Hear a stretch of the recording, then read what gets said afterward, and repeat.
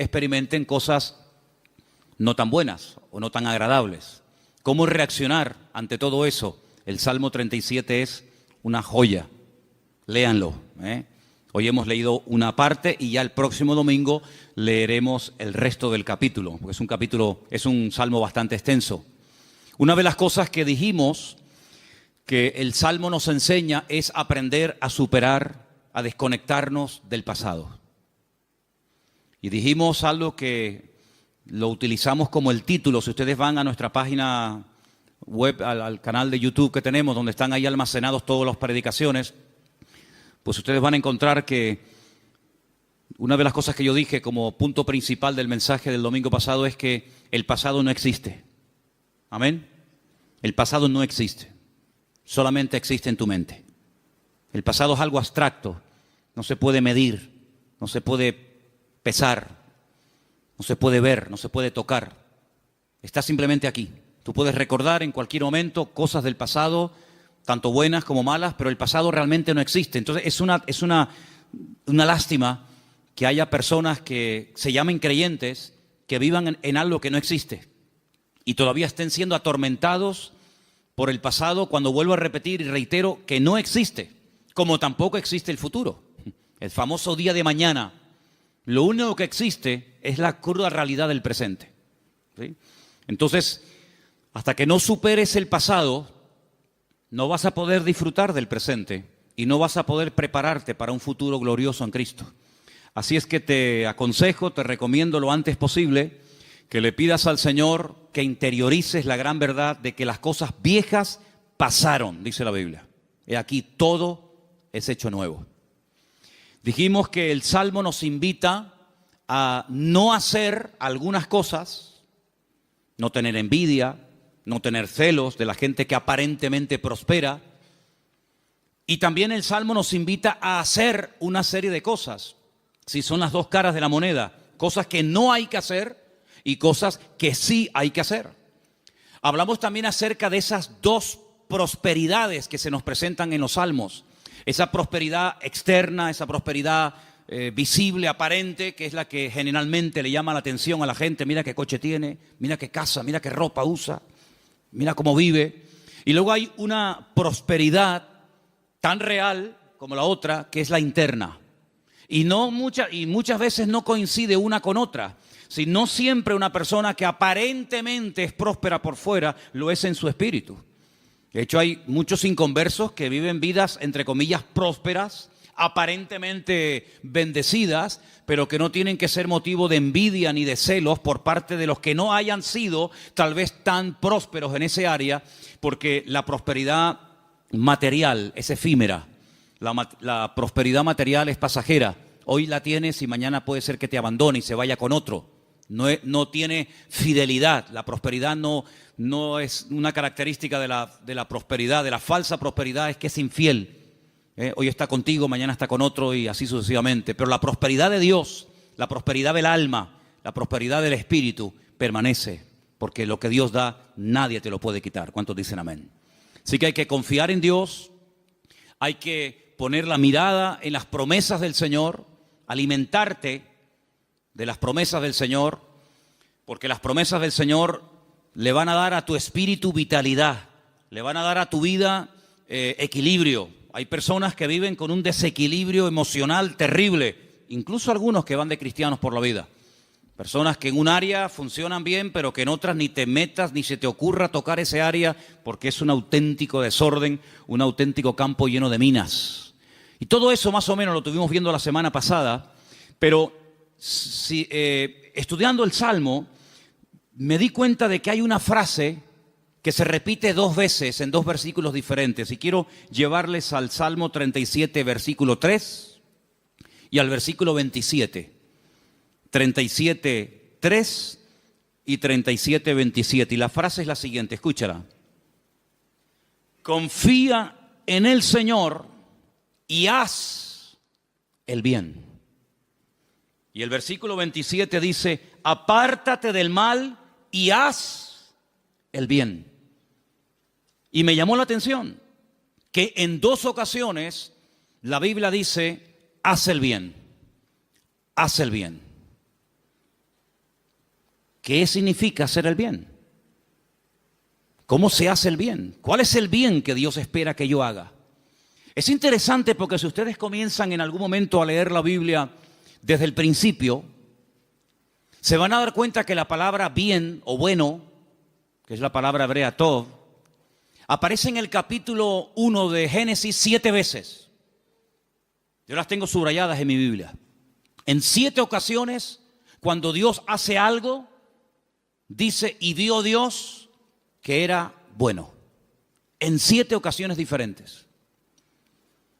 Y cuando aparece la palabra bueno, la palabra tov, vemos que es después de haber hecho algo. Es decir, Dios hace algo y a continuación declara, y eso que acabo de hacer es bueno. Luego hay acciones, hay obras, como dice el libro de Hebreos, de las cuales tenemos que arrepentirnos. Es lo que el autor llama obras muertas. Y el que escribiera esa carta, da igual quién fuera, hay un momento en el que él profundiza y toca el tema y dice, hay obras en la vida, cosas que hicimos en la vida, no digo antes de conocer al Señor, digo incluso hasta después de haberle conocido, que no sirvieron para nada. Vuelvo a repetir, son obras muertas. Y el autor de esa carta dice, de esas cosas que hiciste que no sirvieron para nada, tienes que arrepentirte. Porque perdiste tiempo, perdiste a lo mejor dinero, te ilusionaste, te encaprichaste con algo que al final, nada de nada. Incluso puede ser que hasta haya sido malo para ti y para otras personas. Pero sin embargo, la Biblia nos dice muy claramente que hay cosas, hay obras que Dios espera que nosotros hagamos. Y es que hay que tomar una determinación en momentos puntuales de la vida. Tengo que tomar la decisión de perdonar. Tengo que tomar la decisión de amar. Tengo que tomar la decisión de obedecer, de aprender, de crecer, de madurar y también de hacer ciertas y determinadas cosas. Ahora, el hacer el bien no es algo opcional. No es algo que Dios dice, bueno, mira, como tú veas, como tú te sientas. Si no tienes ganas, no lo hagas. No. Sino que vemos que el hacer el bien es algo que es un auténtico imperativo, es un mandamiento de parte de Dios. Y Dios está observándonos a ver qué es lo que vamos a hacer con todas las bendiciones y con todo el conocimiento que hemos recibido. Es decir, no hagas de tu vida una vida, digamos, de pasividad donde puedes presumir de lo malo que no estás haciendo. Porque hay un versículo que yo quisiera leer en esta tarde que es una auténtica bomba. Y guarda estrecha relación con lo que estamos hablando esta tarde de hacer el bien. Y ese versículo es el que está en Santiago. Santiago capítulo 4, versículo 17. Te lo leo si quieres rápidamente. Presta atención. Es muy fácil. Seguramente hasta te lo sabes de memoria. Santiago 4, 17. Y dice así. Tal vez lo podemos... Ahí está. Al que sabe hacer lo bueno y no lo hace, le es pecado. Es que yo no he hecho nada malo. Es que no solamente la Biblia enseña que se puede pecar de acción, sino también de omisión. El que sabe que hay que hacer algo y no lo está haciendo, está pecando. Muchos creyentes se han montado su vida en torno al hecho de haber dejado el pecado. De hecho, cuando escuchamos el testimonio de alguien, algún hermano o de alguna hermana que suba a este púlpito o lo escuchas en la radio, en internet o donde sea, generalmente la mayoría de los testimonios van en la línea de lo que yo antes hacía y ahora ya no hago. Por ejemplo, si una persona estuvo metida, no sé, en el mundo de la prostitución o de las drogas o del tráfico de armas o yo qué sé, cualquier cosa que se te venga a la mente, cuando la persona entiende el Evangelio y tiene una genuina y verdadera conversión, y el domingo pasado yo dije lo que es una genuina conversión, porque hay gente que viene a la iglesia pero no son convertidos, y yo dije que hay 3 elementos que era reconocer, confesar y cambiar para que se produzca una genuina conversión. No solamente decir, bueno, y ahora comienzo a venir aquí y ya está todo solucionado. No, tú puedes venir aquí, pero puede ser que tú no seas convertido. Te has convencido, pero convertido es otra cosa. Entonces, cuando una persona verdaderamente es convertida de verdad, genuinamente, que ha pasado de muerte a vida, y algunos dan testimonio, si te fijas y oyes bien el testimonio, suelen generalmente contar cosas que antes hacían malas, que ya no hacen. Y uno dice, gloria a Dios, ¿qué testimonio tiene este chico? ¿Cómo ha cambiado esta hermana? ¿Cómo ha cambiado esta persona? Fíjate tú lo que era, qué malo que era, A veces, el otro día me pasó que me contaron de un hermano que hoy en día es pastor, y antes de conocer al Señor era terrible, era una cosa tremenda. Y si no te lo cuentan, como que te cuesta creerlo, porque dice, pero si es un cacho de pan este hombre. No parece que haya sido tan pecador, ¿no? Tan malo. Pero hermano, la vida del creyente no solamente consiste en dejar cosas malas, que dicho sea de paso, ahí no hay ningún mérito, porque si tú hoy no has matado a nadie, no te vamos a dar una medalla. Ay, qué bien, el hermano hoy no mató a nadie. Un aplauso al hermano. Qué contento, qué bueno, hermano. Hoy no engañé a mi mujer. Qué bueno, un aplauso al hermano que hoy fue fiel. Es que no hay ningún mérito.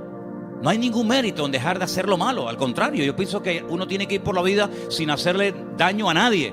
Pero cuidado. La vida cristiana no es una vida de no hago esto, no toco, no hago tal, no hago cual, sino que dice aquí, lo hemos leído esta tarde, el que sabe hacer lo bueno y no lo hace, amigo, también está pecando. Luego, aquí hay como eslabones de una cadena. Un paso nos lleva a otro y ese otro a otro. Si dejo el pasado y lo dejo porque me he convertido de verdad, automáticamente mi vida tiene que entrar en una actividad que le dé honra y gloria al Señor. Y no es comenzar a hacer un montón de cosas para estar entretenido y matar de esa manera el aburrimiento, no. Sino que yo ahora, y escuchen bien esto, porque son tres cosas claves. Porque este salmo, hermano, es el antídoto contra muchos males que son endémicos en la vida de muchos creyentes. Si tú verdaderamente hoy tomas la decisión, y después lo preguntaré, si hoy tú verdaderamente tomas la decisión de no hacer cosas malas, pero comenzar a partir de hoy a plantearte seriamente hacer el bien, como hemos leído en el Salmo 37, pues lo primero que tienes que preguntarte es ¿qué cosas Dios espera de mi vida? Y tienes que hacer un ajuste. Primero, tener en cuenta la edad que tienes. Segundo, las circunstancias actuales que te rodean. Y tercero, el propósito de Dios para tu vida. ¿Seríais capaz de repetir estas tres palabras o conceptos o pensamientos? Adaptarme a la edad que tengo, adaptarme a las circunstancias del tiempo presente y adaptarme al modelo o al propósito de Dios para mi vida. ¿Sois capaces de repetirlas? Adaptarme a la edad actual que tengo, adaptarme a las circunstancias actuales de mi presente y adaptarme al propósito de Dios para mi vida. Edad, circunstancia y propósito. ¿Por qué hablo de la edad? Hay un versículo en 1 Corintios capítulo 13, donde el apóstol Pablo, hablando acerca del amor, es un capítulo monográfico sobre este tema, dice, cuando yo era niño, conocéis el versículo, ¿verdad? ¿Qué dice? Hablaba como niño, pensaba como niño, juzgaba como niño, ¿sí? Ahí menciona tres elementos típicos de la conducta infantil de una persona: la forma de hablar, la forma de vivir y la forma de reaccionar. Hablar, pensar, ¿verdad? Juzgar la vida. En el hombre se nota más que en la mujer, porque el hombre cambia la voz. Aunque yo últimamente he hablado con algunas mujeres no de esta congregación, para que no estén ya diciendo será fulana, será mengana, que cuando me hablan con una voz muy, y yo digo, le cambió la voz a la hermana, Pero generalmente no es normal que a una mujer le cambie la voz, pero sin embargo en el hombre sí. Qué bonita esa voz de niños, ¿no? Pero te imaginas esa voz de niño, un tipo con 20 o 30 años, sería terrible, ¿no? Al hombre le cambia la voz.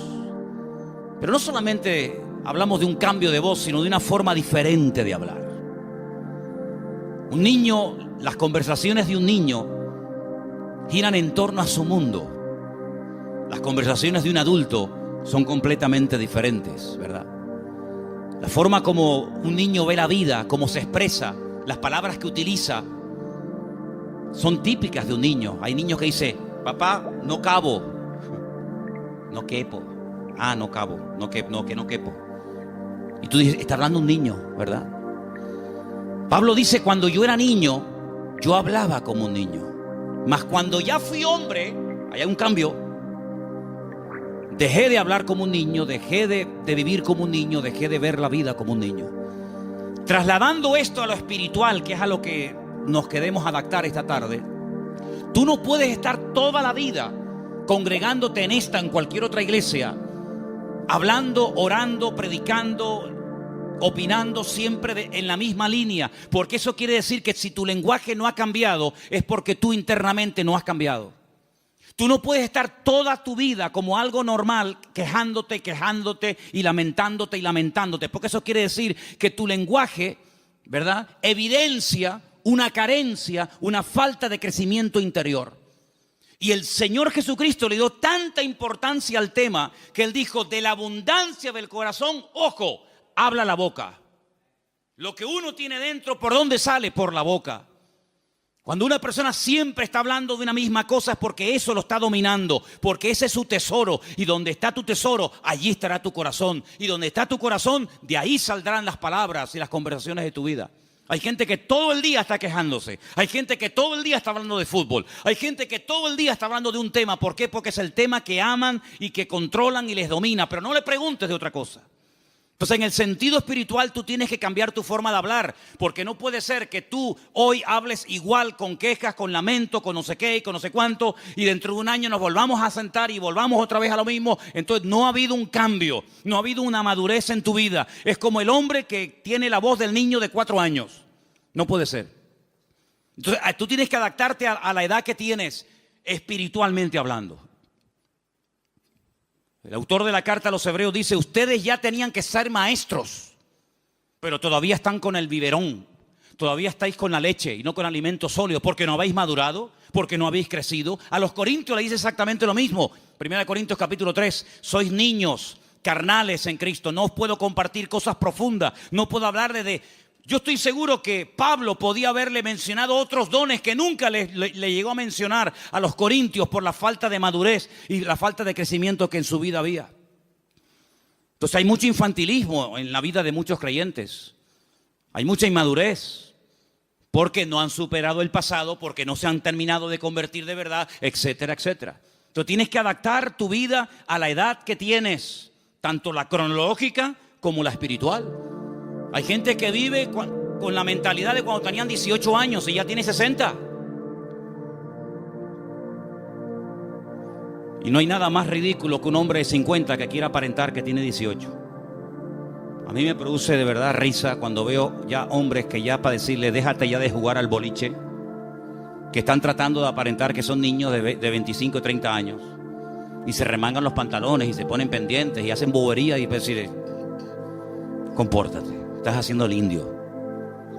Pero tienes que también adaptarte a las circunstancias actuales. No vivas en el futuro. No vivas en el pasado.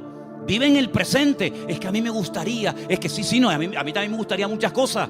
Pero tienes que adaptarte a tu tiempo presente. A lo que tienes. A lo que Dios te ha dado. Porque si no valoras lo que Dios te ha dado, no vas a disfrutar de cada una de las muchas bendiciones que tienes hoy. Porque todos y cada uno de los que estamos aquí, en muchos aspectos, somos ricos en comparación con otras culturas y con otras personas que en este momento lo están pasando muy mal. Por lo tanto, adapte su vida a la edad, adapte su vida a las circunstancias. No vivas en el mundo de Yupi. No vivas siempre soñando en cosas que a lo mejor nunca verás, que pasaron, que tuvieron su momento, pero que nunca volverán. Y sobre todas las cosas, y lo más importante, adapta tu vida al propósito de Dios para tu vida. ¿Qué es lo que Dios quiere para mí? ¿Qué es lo que Él está esperando que yo haga? Porque la Biblia dice, haz el bien. Ahora vamos a ver, según la Biblia, algunas formas de hacer el bien, ¿les parece? Hechos capítulo 4, libro de los Hechos capítulo 4, versículo 32. Vamos a ver algunos ejemplos. Hay cientos, pero vamos a ver algunos. Hechos capítulo 4, versículo del 32 en adelante dice: La multitud de los que habían creído, mientras ustedes lo van buscando, yo se lo voy leyendo para avanzar.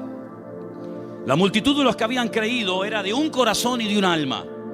Ninguno decía ser suyo propio nada de lo que poseía, sino que tenían todas las cosas en común. Con gran poder los apóstoles daban testimonio de la resurrección del Señor Jesús, y abundante gracia era sobre todos ellos. Verso 34. Así que no había entre ellos ningún necesitado, porque todos los que poseían heredades o casas las vendían y traían el precio de lo vendido y lo ponían a los pies de los apóstoles y repartían a cada uno según su necesidad. Ahí hay un ejemplo bíblico de cómo se puede servir al Señor con lo que uno tiene, de cómo uno puede ser un instrumento de bendición, bendiciendo y compartiendo la bendición con alguien que tal vez está más necesitado que tú en el momento actual. Entonces vemos que en la iglesia primitiva no solamente se daba importancia a la oración, que la tiene, y a la alabanza, que la tiene, y al estudio de la palabra, que la tiene, sino también a estar atentos para poder ayudar en la medida de las posibilidades de cada miembro de la congregación a las necesidades de cada uno de los miembros. Y llegaron a un punto que tenían este tema tan claro que dice que, y esto es algo increíble, esto es un milagro, dice que no había en la iglesia primitiva allí en Jerusalén hace 2000 años personas necesitadas. No había. Había una justicia equitativa, había una solidaridad entre los miembros de la iglesia espectacular, de tal manera que dice que no había necesitados entre ellos. En la calle a lo mejor sí, pero en la iglesia no había nadie que tuviera necesidades, porque en el momento en el que se descubriera, en el momento en el que se supiera que había una familia, unos hermanos, etcétera, necesitados, automáticamente la gente sabía cómo tenía que reaccionar. Es increíble. Esto es una forma de hacer el bien, ¿no les parece? Seguimos en Hechos.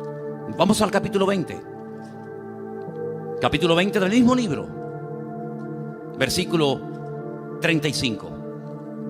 Miren qué versículo tan interesante. Y dice así: en todo, son palabras del apóstol Pablo, os he enseñado que trabajando así se debe ayudar a los necesitados y recordar las palabras del Señor Jesús, que dijo: más bienaventurado es dar que recibir. ¿Dónde dijo eso Jesús? ¿En Mateo? ¿En Marcos? ¿En Lucas? ¿En Juan? ¿Se dan cuenta que hay un montón de cosas que los discípulos sabían que no están escritas ni en los evangelios? Esta es una de ellas. El Señor Jesús les grabó esta palabra a fuego en sus corazones, de que en la vida es mucho más importante estar pensando en dar que en recibir. Y la vida nos enseña justamente para todo lo contrario. Lo importante de la vida es recibir, no tanto dar. Sin embargo, el Señor dijo: no, en el reino de Dios el principio va por otro sendero. Más bienaventurado es el que da que el que recibe, porque si tienes todavía que recibir es porque estás en necesidad. Por lo tanto, ahí no hay ninguna bienaventuranza. Pero si estás en capacidad de poder dar, quiere decir es que te sobra, y eso significa de que eres una persona bendecida. En el libro de los Hechos vemos que una forma de hacer el bien es ayudar a los demás. ¿Cuántos dicen amén? Ahora, dice la Biblia, nos enseña la palabra, que las personas que en su vida se propusieron hacer el bien, y hay centenares de ejemplos, eran personas que descubrieron un principio espiritual fundamental, y es que el aburrimiento, la rutina, la monotonía, eso que se ha dado por llamar la baja estima, el sentirte que no sirves para nada, que eres un inútil, etcétera. Según el Salmo 37 y otros pasajes de la Biblia, vemos que eso tiene remedio, es el antídoto perfecto para superar todo eso que tanto daño hace a la gente, es estar activo en las cosas de Dios. Porque la inactividad es lo que abre la puerta a que el enemigo venga a tu vida y comience a atormentarte, diciéndote que tú no sirves para nada, que tu vida no vale nada. Comienzas a tener demasiada ociosidad que te lleva a la queja. No hay nada más peligroso que estar ocioso, y más cuando uno ha tenido ciertos y determinados vicios, porque para volver a pecar uno tiene que tener tiempo libre. Luego, el antídoto bíblico para superar, ya digo, el aburrimiento, la rutina, la monotonía, incluso hasta la tristeza, porque la tristeza mata, pues es estar activo haciendo la obra de Dios. Como dice la Biblia, haced el bien. ¿Cuántos dicen amén? Hablando de tristeza, quiero ponerles una frase ahí. Y dice lo siguiente: la tristeza limita al hombre. La tristeza le impide pensar correctamente y tomar decisiones.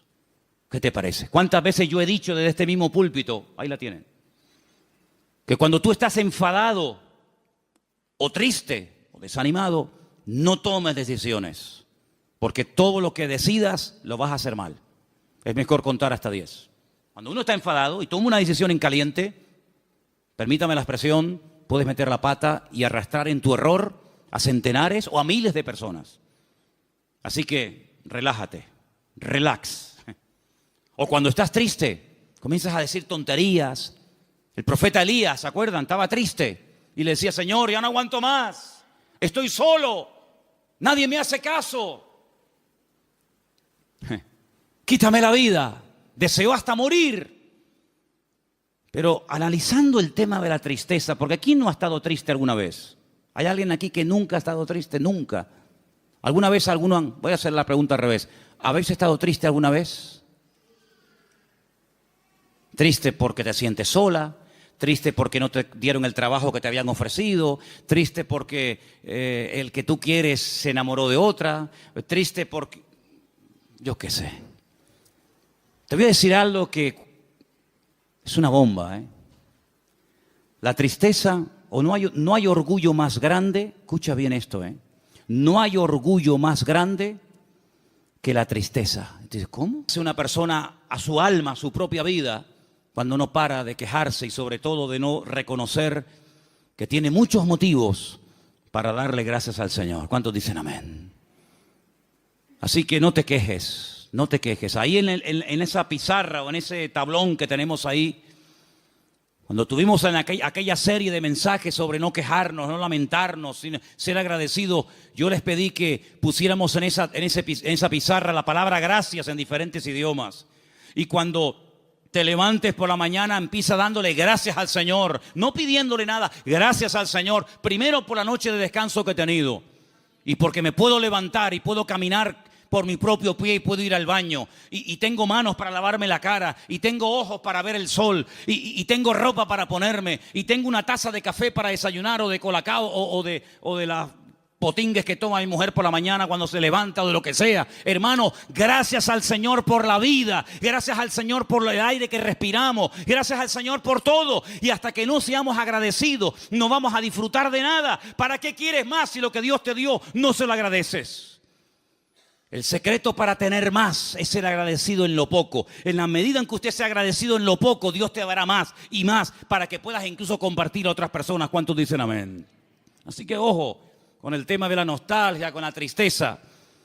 Porque cuando uno lee el Salmo 37, uno se da cuenta de que sí, humanamente hablando hay muchos motivos para quejarnos y lamentarnos, pero Dios dice, ni se te ocurra utilizar ese miembro tan poderoso como es la boca para quejarte, para lamentar y mucho menos para tener envidia de los malignos y de los que hacen cosas indebidas. Ahora, quiero leer algunos versículos en esta tarde. Vamos a ir, por ejemplo, a Filipenses capítulo 4. Tengo aquí un versículo buenísimo, buenísimo. Porque si yo les digo a ustedes en esta tarde, hermanos, ¿usted podría decirme de memoria Filipenses 4:13? ¿Ve? ¿No te digo yo? Ese se lo sabe todo el mundo. Da igual a la iglesia que vayas, de la línea doctrinal que tenga, tú preguntas, hermano, Filipenses, aún no has terminado de hacer la pregunta y todo el mundo dice, todo lo puedo en Cristo que me fortalece. Y está bien, efectivamente dice eso. Pero ¿cuándo dice eso Pablo? Después de lo que vamos a leer ahora. Vamos a arrancar a partir del versículo 10. Filipenses 4:10. Pablo está en la cárcel, no olvide esto, hay que situarnos. Pablo está en una mazmorra con una humedad terrible, encadenado, sin televisión, sin WhatsApp. Chicos, sin WhatsApp. Eso ya es una tortura en sí mismo, ¿no? Cuando se cae el servidor ya es una tortura en sí misma. Sin hermanos, sin iglesia, sin Biblia, sin televisión, sin nada. Solo, condenado a muerte. Porque bueno, pasar una noche en el calabozo, ¿quién no la ha pasado? Pero condenado a muerte, eso es otro tema, amigo. Y ahora Pablo escribe una carta, o dicta una carta, y dice en el versículo 10, en gran manera me gocé en el Señor. Me gocé en el Señor. Es que ahí donde está nuestro gozo, en el Señor. De que ya al fin habéis revivido vuestro cuidado de mí, de lo cual también estabais solícitos, pero os faltaba la oportunidad. Es decir, Pablo lo que está diciendo aquí, para que nos ubiquemos, es que los hermanos de la iglesia de los filipenses, de Filipo, le mandaron una ofrenda, le mandaron un dinerito para ayudarlo en sus gastos y en sus cosas. Y Pablo dice, yo me gocé muchísimo en el Señor el día que recibí la ofrenda de ustedes. Yo sé que ustedes lo querían hacer hace mucho tiempo, pero Pablo como que los excusa, ¿no? Dice, yo sé que les faltó la oportunidad, pero me gocé muchísimo el día que recibí ese donativo por parte vuestro. Pero ahora mira lo que dice en el versículo 11. No lo digo, escucha, y esto es sinceridad pura y dura, no lo digo porque tenga escasez, pues he aprendido a contentarme cualquiera que sea mi situación. Ayer en la boda, lo que estuvisteis allí y me oísteis predicar, yo le dije a la parejita de tortolitos que estaban allí, y indirectamente a todos los no tortolitos que estaban allí también, ¿qué es lo que dije yo en un momento del mensaje? Las cosas importantes de la vida hay que aprenderlas. ¿Hay que enseñarle a un hijo a desobedecer? Yo creo que no. ¿Y cómo aprendieron a desobedecer? Ah, amigo, yo no sé, pero viene en el paquete tú. Viene en el paquete. Hay que enseñarle lo importante que es obedecer, no desobedecer. Todo lo importante en la vida hay que aprenderlo. A ser generoso, a perdonar, etcétera, etcétera. Y Pablo dice, he aprendido, luego no nació con esta enseñanza, digamos, en el paquete, ¿no? Por decirlo de alguna manera, en su vida. Dice, he aprendido a contentarme. No a resignarme, que es diferente. Hay gente que se resigna. Bueno, no me puedo comprar un traje, pues me resigno. No, a contentarme. Contentarme es estar contento. ¿Sí o no? ¿Sí o no? Estoy contento en toda situación. Versículo 12. Sé vivir humildemente y sé tener abundancia. En todo y por todo estoy enseñado. ¿Quién le enseñó? El Señor. Estoy enseñado, y dice aquí versículo 12, así para estar saciado como para tener hambre, así para tener abundancia como para padecer necesidad. Y ahora sí viene el versículo que a usted le gusta, dígalo fuerte, Filipenses 4:13. Amén, ahora sí, ahora sí, claro. Sí, pero tienes que leer anterior. Todo lo puedo en Cristo, sí. Esta noche no cenas, mañana no almuerzas, mañana no hay móvil, Acabas de decir, todo lo puedo en Cristo que me fortalece. Pero no cuando salen las cosas redondas, según mi óptica, según mi visión de la vida, sino cuando hay abundancia, contento. Cuando hay escasez, contento. Cuando tengo mucho y me sobra, contento. Y cuando no tengo nada, contento, porque todo lo puedo en Cristo que me fortalece. Entonces hay que entender el contexto en el que Pablo dice esto: preso, condenado a muerte, a veces enfermo, a veces solo, incomprendido, cuestionado, criticado, pero igualmente todo lo puedo en Cristo que me fortalece.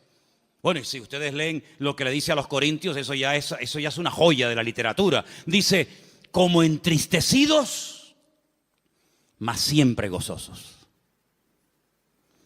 Como no teniendo nada, mas poseyéndolo todo.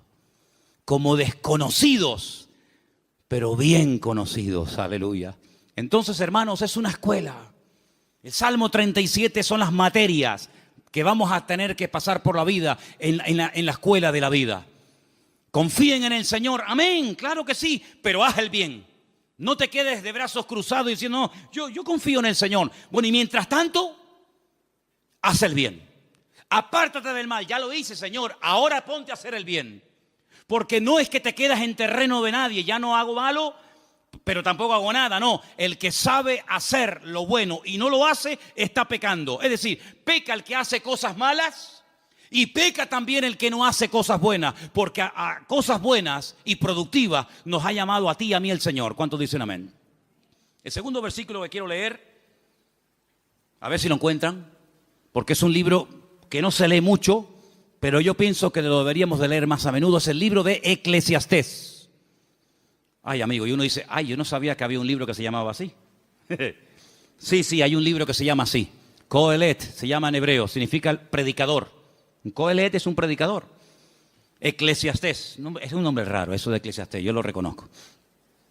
Dice en Eclesiastés, versículo 7, verso 10. Y hermano, yo me confieso que en algún momento he caído en este error del versículo.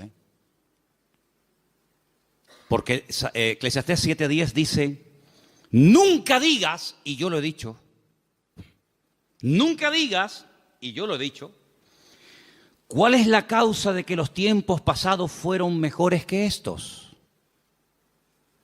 Porque nunca esto preguntarás con sabiduría. ¿Y quién no ha dicho, antes se vivía mejor que ahora? Antes yo estaba mejor que ahora. Dice, nunca hables así, nunca digas eso.